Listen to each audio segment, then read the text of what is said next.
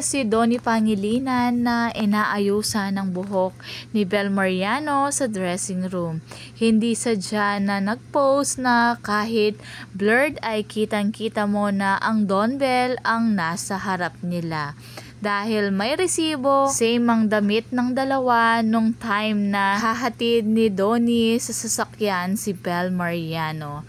Kaya patunayan kahit blurred yon ay ang dalawa ang nasa letrato. Paano ba naman ang hindi may love sa isang Bel Mariano ay hindi lang maganda ay napaka-sexy pa niya. Napakaganda ng mga pangalan ni Donnie sa mga kanyang ginawang project na kasama niya si Bel.